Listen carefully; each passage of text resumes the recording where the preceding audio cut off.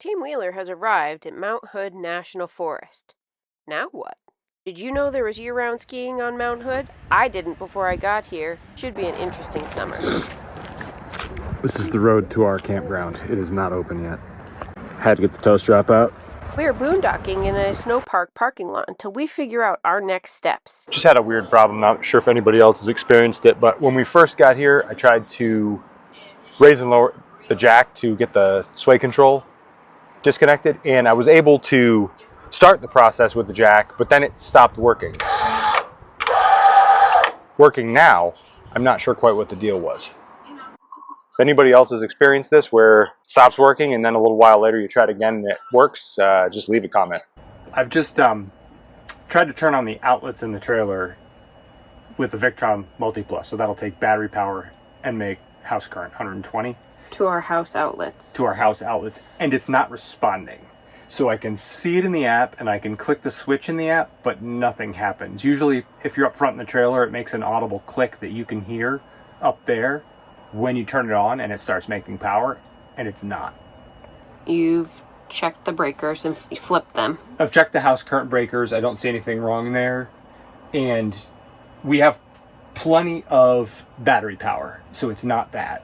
Okay, so here's my suggestion. So what I did when we suddenly lost power is I used the Jackery as shore power briefly to almost like jumpstart the system. Let's see if that works. Okay.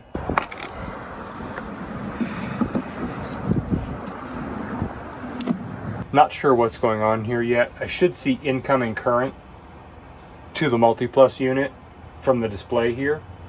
I've definitely got lights on.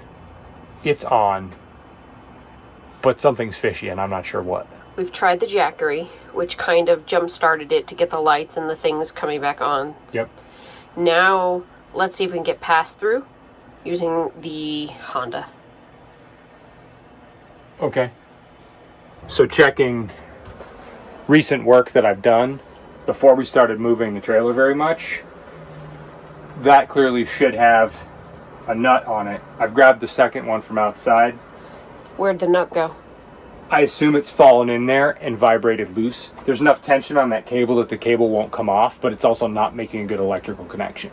Alright, so what's the plan to attach that first and see if it does anything? Yeah, I think I want to shut the Victron off and see if that connection improves our situation. Actually, I do see the nut and washer down in here. Alright, well let's fish it out so we don't have something bouncing around down there.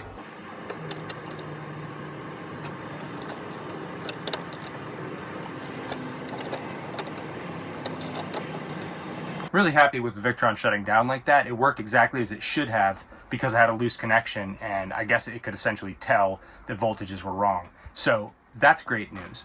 I think I've got it fixed now. Over the summer, we may redesign this a little bit and also add some components that we had purchased for Dreamboat but ultimately didn't use. So we're going to essentially redesign and improve upon this. We may also redesign the dinette as well, so stay tuned for that. That's wet snow. Should be a view of Mount Hood right there, but it's not there. I don't think my campground's going to be thawing out anytime soon. A lot of water on the road right now. The snow is coming down. I don't think that's a good sign for our campground opening in the next couple of days. Someone went bahaing out there with their four-wheel drive vehicle, and it was 3 feet deep. So our campground won't be opening anytime soon, so we'll have to see what happens. I'm sure there's plenty of work to do at other campgrounds getting, sites set up. So they'll probably just put us to work helping out and floating, which is fine. I'm happy to do whatever. So how about you, baby? Yeah, truck says it's 36 degrees, so it's probably not gonna, pile up too high, but it's not gonna melt very fast either, so. Let's get home because I don't want to be driving in this. Yeah. Just turn the furnace off. It's firing and it's making a very small amount of heat. It just doesn't seem right. It doesn't seem like it's really working. Meet me at the propane tanks. So before we parked here, we had 2 full tanks. One we were using, but basically 2 full tanks. Been here several days using the heat. It's been cold. And we've used one tank completely out. The other tank was valved off. So I knew this morning when we were out of propane, it was time to change to this tank and turn it on. I've done that, but my valve is still showing red, as in I have no propane. I can go in there and I can use this stove. What I'm thinking is happening is that there's something wrong with this where it's only letting a little bit of propane by, not enough to have it show green like it's actually got pressure. I'm working on this now.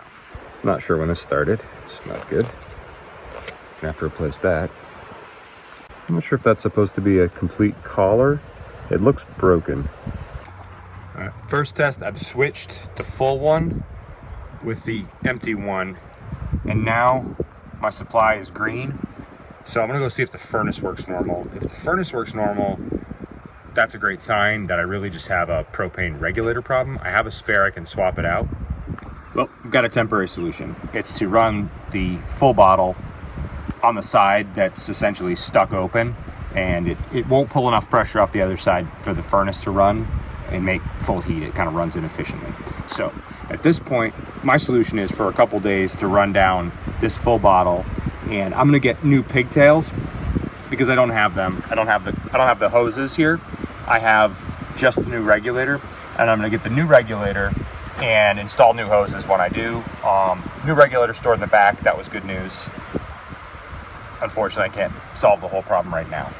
I don't know, it's 34 anyway, so I'm not in a rush. I have a solution for heat. Go do something else now.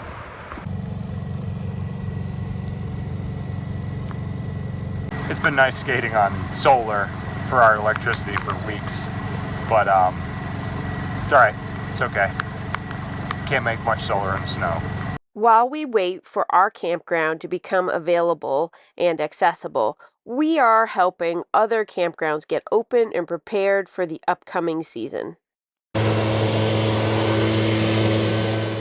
Our company has given us permission to move our trailer on site at any campground they manage.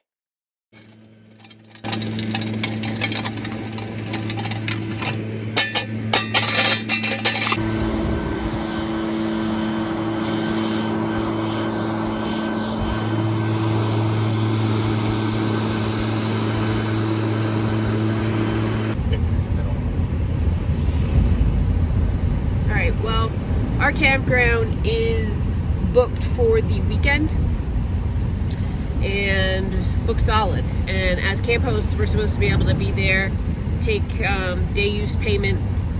But it's 32 and snowing, and it is in fact sticking. Once you come, Some of those people may not show up. You don't say.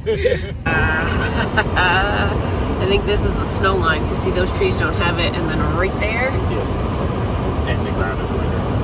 Oh my. Our weather app says this is 19 degrees below the average temperature here. So it's like we arrived and brought cold weather with us. And yeah, we'll see. I'm sure the snowboarders that year-round snowboard up on Mount Hood are going to be in heaven. In heaven. Camping in a winter wonderland. It is definitely snowing, and yeah, we just got plowed out at our campground, so we will be moving on site hopefully tomorrow.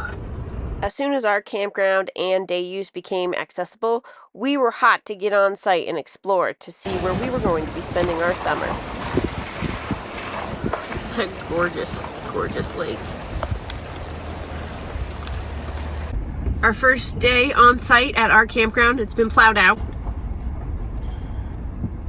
How do you feel? It's gonna be cool when it warms up. How's Yeah, that sound? I'm excited. I think it's gonna be really fun. Normally, I'm not a fan of winter, but this is beautiful.